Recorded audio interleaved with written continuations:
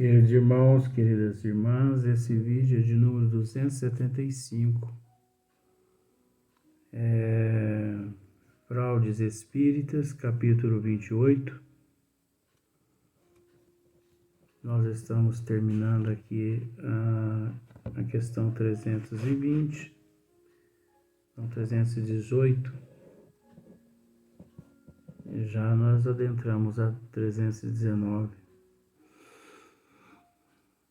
Será suficiente assinalemos alguns subterfúgios que costumam empregar-se ou que o podem ser em certos casos para premunirmos contra a fraude. Os observadores de boa fé, quanto aos que se obstinam em julgar, sem aprofundarem as coisas, fora tempo perdido procurar desiludi-los. Então, aqui agora na questão 319, um dos fenômenos mais comum é o das pancadas no interior mesmo da substância da madeira. Então, nós temos que entender que essas pancadas no interior mesmo da substância da madeira, essas pancadas assim, por exemplo, faz parte do fenômeno natural espírita. Kardec lidou muito com essa situação, mas naquela época não era fraude. Então aqui está explicando o que esses fraudadores fazem, né, para ganhar moral, para ganhar destaque. Então, por exemplo, os espíritos, eu mesmo sou prova disso. Quando eu tinha 3 anos de idade, morávamos nas roças e não tinha uma casa que morávamos que não ocorria esses fenômenos, mas é devido ao meu fluido de efeito físico, juntamente com o desejo desses espíritos brincalhões, impostores, charlatões, espíritos assim que tem a gente como inimigo, essas coisas. Então eles aproveitam mesmo. Então quando eu tinha 3 anos de idade, o que acontecia comigo? Falando a respeito de mim, eu estou falando aqui a respeito dos livros dos médiuns. Nas casas onde nós morávamos, ali para as 9h30, 10 horas da noite, parecia chuva de pedra, mas pedra de 2, 3 quilos cada uma, que era jogada sobre o telhado, em cima das telhas do telhado. E essas pedras rolavam e caíam no chão. E meu pai abria a porta e olhava e não via pedra nenhuma. Mas eram assim barulhos imensos, aqueles estrondo que parecia um rojão. Outra hora, pancadas muito fortes nas janelas, nas portas dentro de casa. Os móveis eram jogados todos no chão. Mas acontece que levantávamos e olhávamos ali e os móveis intactos, nada tinha acontecido.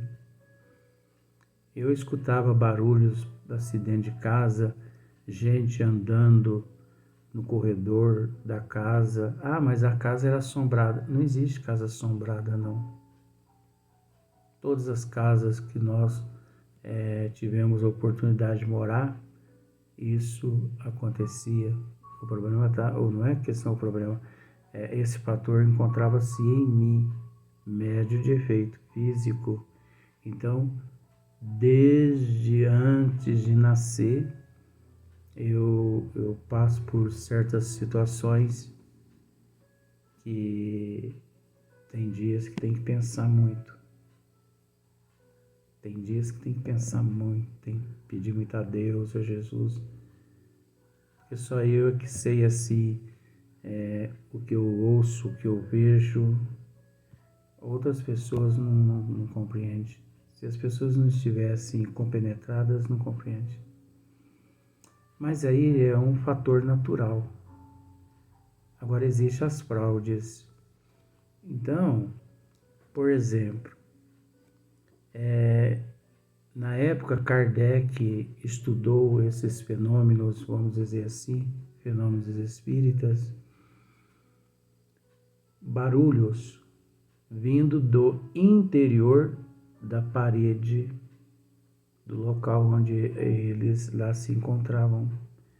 Aquele estalido na tábua da mesa, sem que ninguém ali próximo estivessem. Estalidos no forro do ambiente. Isso é possível. Isso eu enfrento até hoje. Mas acontece que esses falsos, esses charlatões, mistificadores, eles provocam tudo isso. Porque eles põem todo mundo ali dentro do cômodo, as pessoas encarnadas, e põem a luz assim na penumbra. Então eles colocam as mãos assim sobre a mesa assim, e certos movimentos que eles fazem ali com os dedos, toc, toc, toc, toc, toc, toc, toc, toc, toc, toc. As pessoas pensam que é algum espírito que está batendo na mesa. Porque é um barulho assim, é um movimento muito imperceptível, ainda mais na penumbra.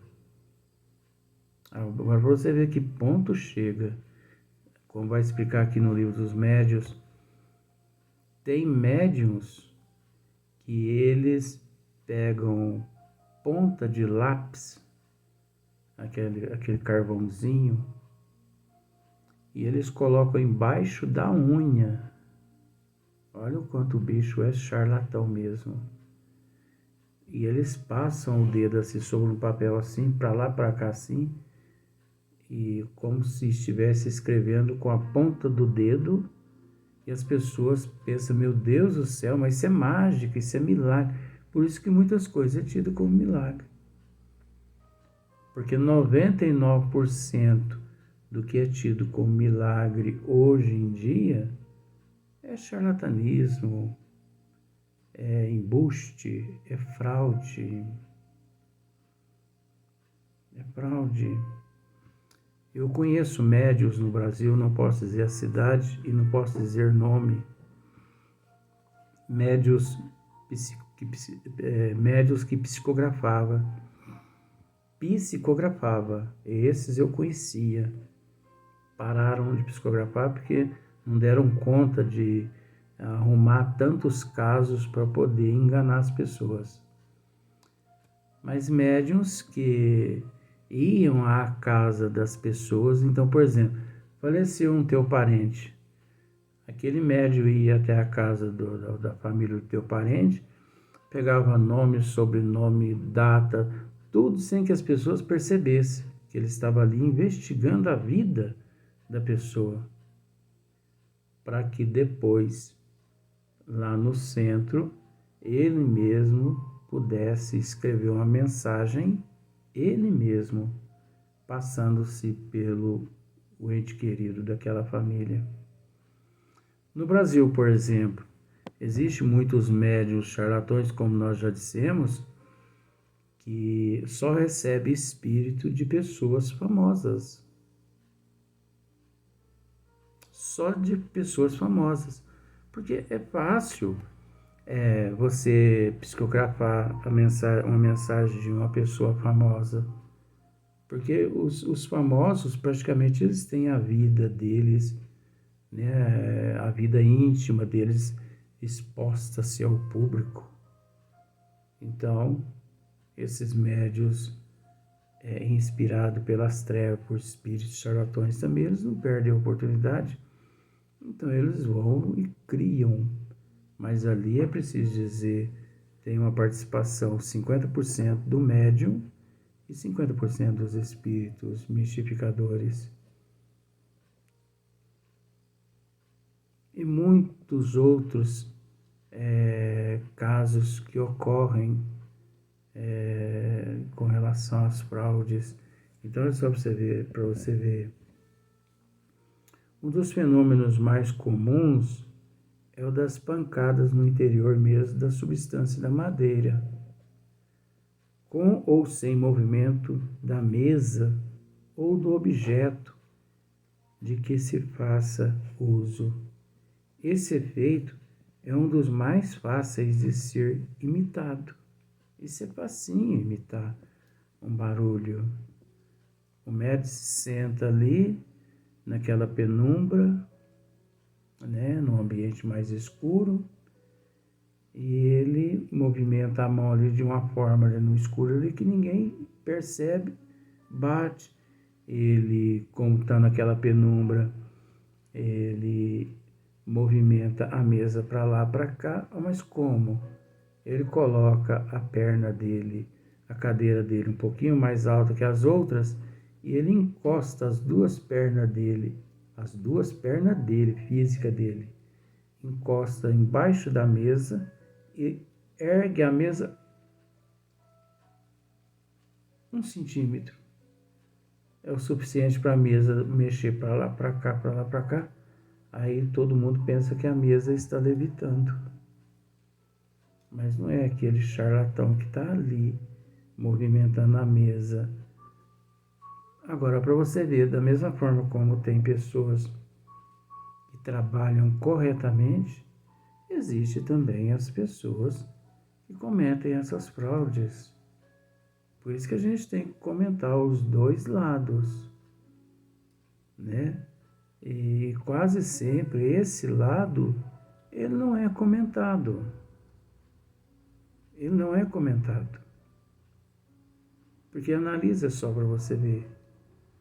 Analisa para você ver se esse lado das fraudes, dos médiuns interesseiros, se ele é discutido no meio espírita.